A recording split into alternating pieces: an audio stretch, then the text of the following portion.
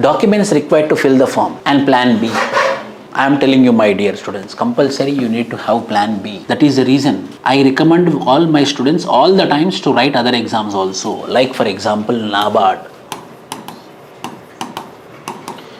grade A and B. Grade A is assistant manager in NABARD, National Bank for Agriculture and Rural Development. Grade B means manager post, NABARD officer.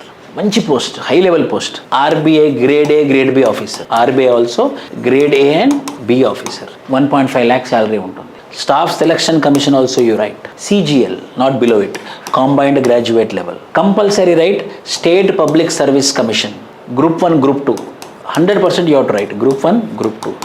Why sir? ఎందుకనంటే IAS రాద్దాం, కానీ ఏదో ఒక job వస్తే మీకు కూడా confidence ఉంటుంది, నాకు కూడా ఏదో ఒక గవర్నమెంట్ జాబ్ వచ్చిందని నమ్మకం ఉంటుంది, ముఖ్యంగా మీకు కాన్ఫిడెన్స్ వస్తుంది. అప్పుడేంటి, ఏ పోస్ట్ అయినా సరే మీకు ర్యాంక్ వచ్చిన తర్వాత, జాబ్ వచ్చిన తర్వాత 1 year లీవ్ తీసుకోవచ్చు.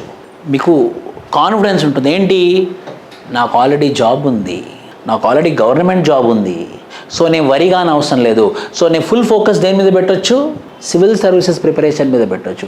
అదే నాకు గవర్నమెంట్ జాబ్ లేదనుకో, కొంచెం వరి ఉంటుంది. వాళ్ళు ఏమనుకుంటారో, వీళ్ళు ఏమనుకుంటారో, అమ్మ నాన్న ఊకే డబ్బులు అడగాలి, నేను నాన్ననేమో ఇస్తానంటాడు, ఇవ్వడు ఎన్ని రోజులు, ఇలా అదో ఫీలింగ్ ఉంటుంది. So I recommend to write exams which are familiar with UPSC examination, like group 1, like group 2.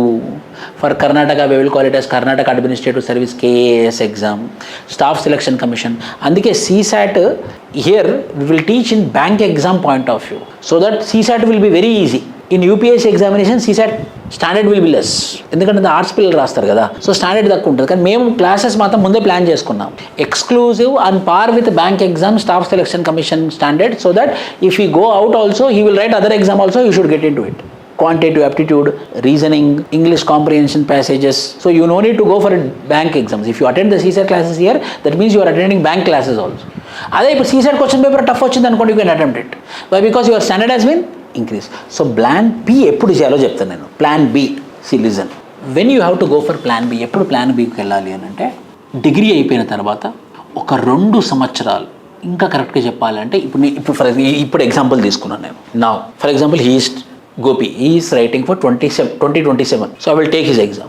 From today he is starting February 1st అనుకుందాం. February 1st ని స్టార్ట్ చేశాడు అనుకోండి.